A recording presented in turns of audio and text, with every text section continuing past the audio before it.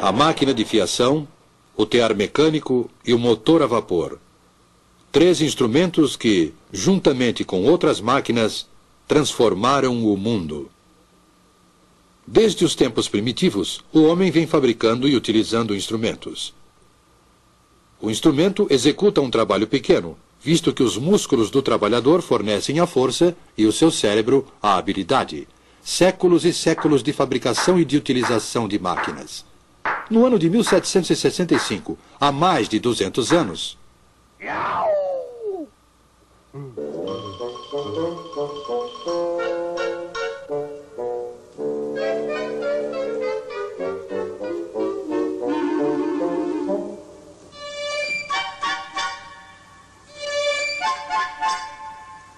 Jenny! Jenny! Eu consegui! James Hargreaves aperfeiçoou a máquina de fiação manual, batizando-a com o nome de sua esposa, Jenny. É a Spinning Jenny, a máquina primitiva de fiar difusos múltiplos. Essa máquina iniciou a revolução na manufatura da lã. A fiação era até então um processo lento, pois só se podia fiar um fio de cada vez. James Hargreaves colocou 8 fusos numa armadura e movia todos eles com uma manivela. Dessa forma, fiava 8 fios simultaneamente. A engenhosidade de Hargreaves lhe angariou o desagrado dos seus companheiros fiandeiros, que temiam perder o trabalho por causa da máquina.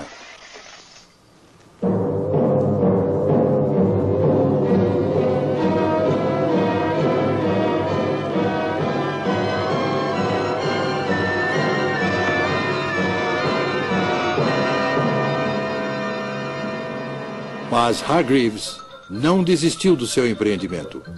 E logo depois desenvolveu uma outra máquina que fiava 16 fios ao mesmo tempo. Uma criança podia, ao girar a manivela desta máquina, realizar o trabalho que antes era executado por mais de 100 homens. Ninguém conseguiria mudar o curso da história, pois uma descoberta iria inevitavelmente abrir caminho para outra. Em 1784, a população de Godby Marwood, uma pequena aldeia na região central do país, estava inquieta em virtude do que acontecia na casa do ministro da aldeia, o reverendo Edmund Cartwright.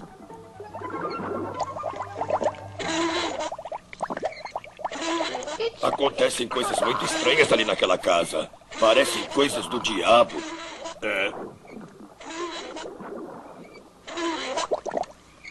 Segundo seus vizinhos, o reverendo não era um homem bom. Acreditavam que ele praticava bruxaria. Mas tais temores eram infundados. Cartwright havia simplesmente desenvolvido uma máquina, acelerando assim o processo de industrialização.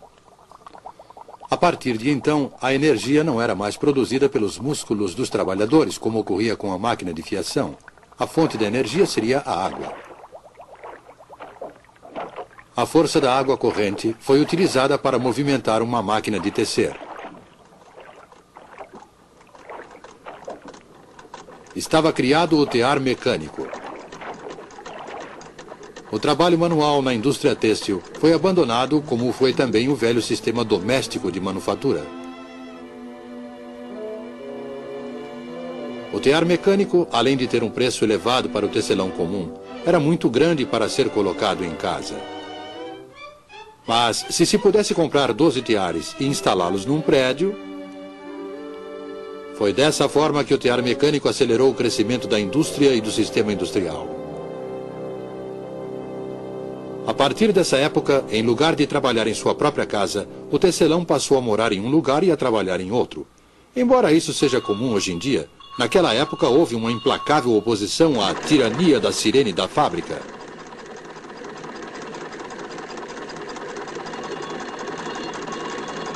Mas a máquina que daria o maior impulso à Revolução Industrial ainda estava por vir.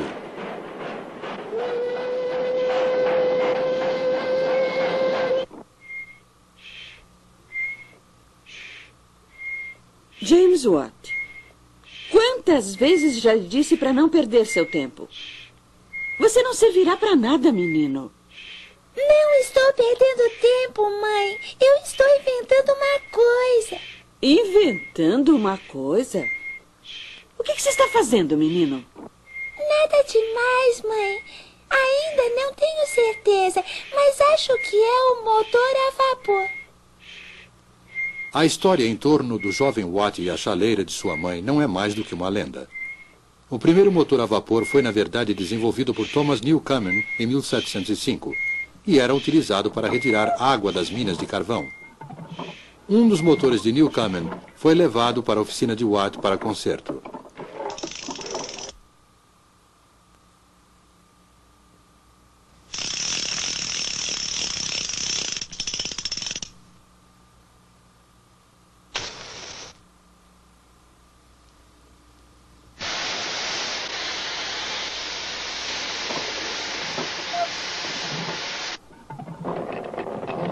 James Watt empenhou-se nesse trabalho e, por volta de 1781, aperfeiçoou o motor, convertendo-o em grande fonte de força.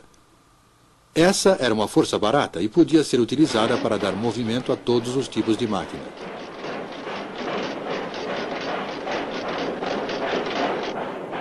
Com o motor a vapor de Watt e com o aperfeiçoamento dos métodos de beneficiamento do ferro e do aço, a Revolução Industrial era um fato consumado.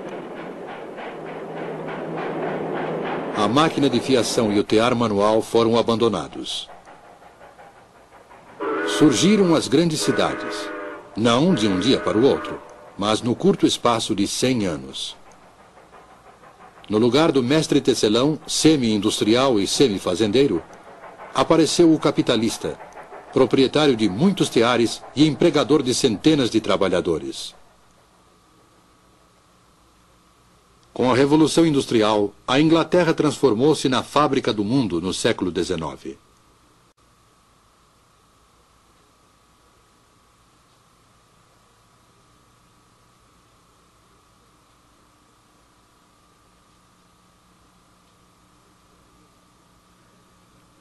Parecia haver motivos suficientes para grande otimismo. Ser um inglês no início do século XIX significava ter acesso, se fosse um inglês rico, a todas as comodidades e prazeres que o mundo podia oferecer. A maior parte da população caía cada vez mais na indigência e na miséria. A qualquer hora do dia podia-se ver as mulheres utilizando, para as necessidades domésticas, a água de uma vala imunda e fétida, cujas margens eram cobertas com uma mistura de lama e lixo.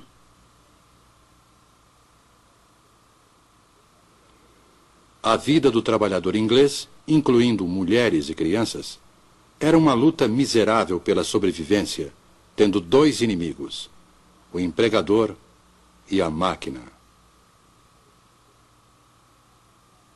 Sim, senhor. Comecei a trabalhar na tecelagem quando tinha 7 anos. Meu horário de trabalho é das 5 da manhã até as 8 da noite. Os homens eram empregados nas minas de carvão para o serviço de escavação. Seus instrumentos de trabalho eram as picaretas e as pás. As mulheres e também as crianças eram encarregadas de arrastar a carga do carvão bruto de uma extremidade à outra através dos túneis subterrâneos.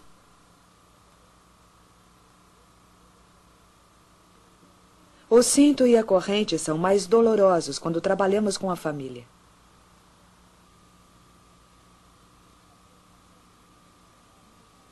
É comum as mulheres largarem a carga e caírem da escada.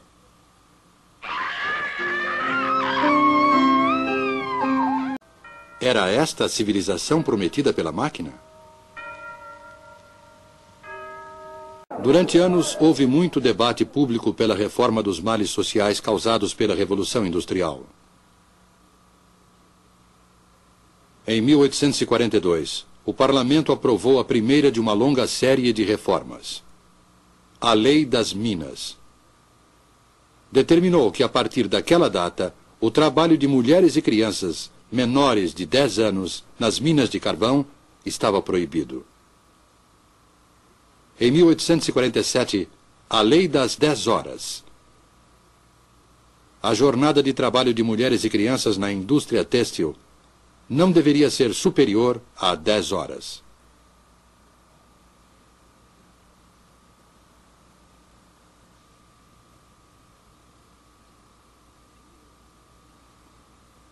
E em 1875, os sindicatos, que até aquela data tinham seus poderes de negociação limitados por lei, ganharam proteção legal. A partir de então, o operário tinha o amparo legal para se reunir com seus companheiros em defesa de melhores condições de trabalho, redução da jornada e aumento salarial. Na época do trabalho manual, antes do advento das máquinas, a produção de um sapato exigia aproximadamente 18 horas de trabalho, pois um único artesão executava todas as etapas de produção. O artesão sentia-se gratificado pelo seu talento. Mas, para sobreviver, era obrigado a trabalhar muito para compensar sua baixa produtividade, que era inevitavelmente baixa, dado que ele só podia executar uma única operação por vez. O acabamento podia ser excelente, mas o preço do sapato feito à mão era elevado e, consequentemente, poucas pessoas podiam pagá-lo.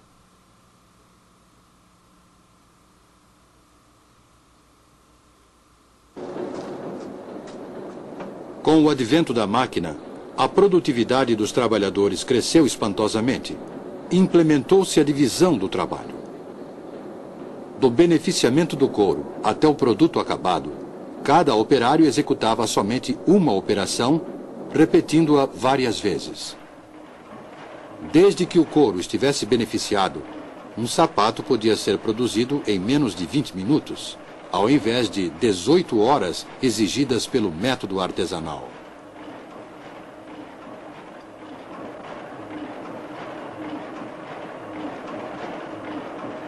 Dessa forma, cada homem produzia mais graças à máquina, e sua produtividade cresceu. As horas de trabalho em toda a indústria foram diminuídas. O salário aumentou, e os preços dos produtos baixaram. Assim, o operário podia comprar o seu próprio produto. Mais pessoas podiam se beneficiar da crescente riqueza do país. Essa foi a promessa da máquina e da Revolução Industrial. É verdade que essa promessa ainda não se cumpriu inteiramente. Mesmo assim, é uma promessa de benefícios materiais para todos.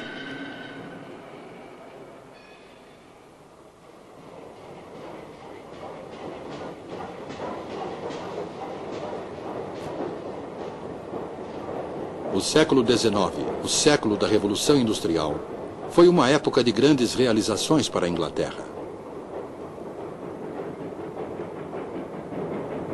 Uma nação de economia agrícola, com uma grande manufatura de lã, transformou-se em uma nação industrial, de engenheiros, de minas de carvão, de empresas siderúrgicas e de fábricas. Essa transformação da economia causou muito sofrimento para a classe operária. Mas, por outro lado, em um período muito curto, a Inglaterra tornou-se o maior exportador de produtos. Ela era a fábrica do mundo.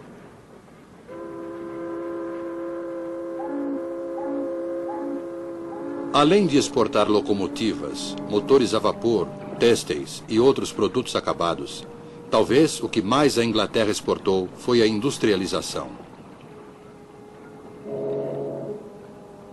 Dessa ilha separada da Europa pelo oceano, a Revolução Industrial se espalhou, levando para o mundo os grandes problemas, assim como os benefícios materiais da moderna civilização industrial.